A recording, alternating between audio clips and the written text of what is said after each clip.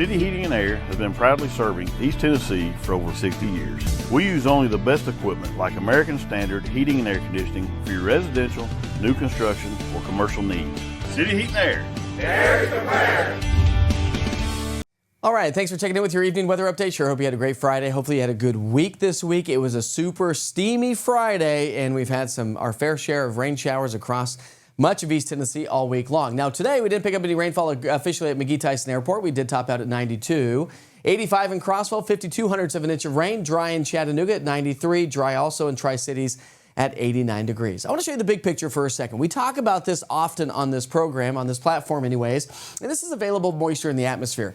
Remember, this week we were talking about the fact that we were going to have intense downpours because we had a lot of available moisture.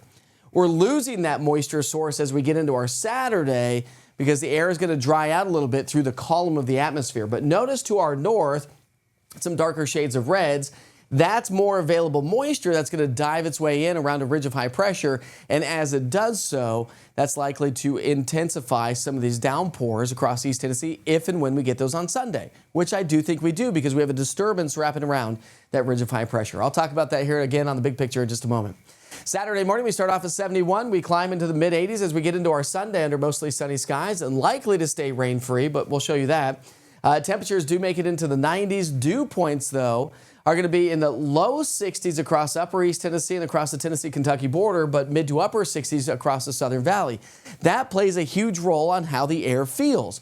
And so when you look at your heat index value throughout the day on Saturday, we're likely to have heat indices south of Interstate 40 in the mid to upper 90s, close to 100 degrees, but north of Interstate 40 in upper East Tennessee, less likely to see that intense heat index value throughout the day on Saturday. But still, either way you slice it and dice it, it's going to be a hot day. Here's your futurecast. Nice, quiet, and clear to get the morning started. We'll likely have a little bit of fog around the area. We'll see building afternoon clouds. And again, not much in the way of showers and thunderstorms throughout the day. We have a northerly flow taking shape across the area, but no major disturbance on the way.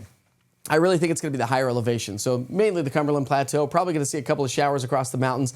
Can't rule out a stray shower or two across the valley, something to keep in mind if you have outdoor plans.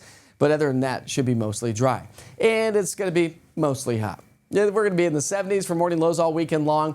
Highs on Saturday at 93, 94 degrees on Sunday. As we get into next week, we'll be in the mid-90s to start the week. And then notice these temperatures coming back down closer to those seasonal averages. Yeah, we've got a disturbance on the way, another trough.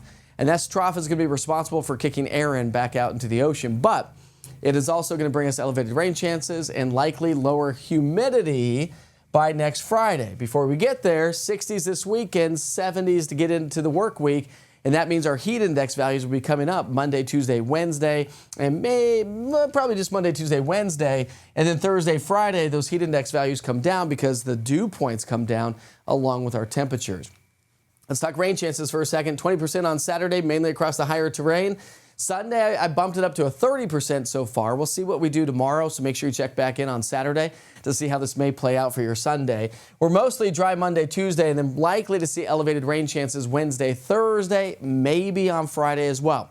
Here's the reason why we may see a couple of showers and thunderstorms on Sunday. High pressure anchored across the Mississippi River Valley. You get clockwise rotation around high pressure, and so a disturbance is going to come in out of the north, and you can see how it's going to spark off showers and thunderstorms to our north. Some of that energy may spark off some storms here across East Tennessee, maybe closer to the Tri-Cities area. So we'll see how this all plays out. And of course, we'll bring it down to the local level as we get into the weekend.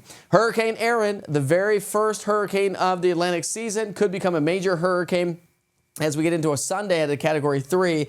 Monday, maybe a Category 4, and then hanging strong as a Category 4 per the latest guidance from the National Hurricane Center. Notice it's curving northward, staying away from the eastern seaboard, but we are going to see some rip currents and some high waves along the eastern seaboard of the United States.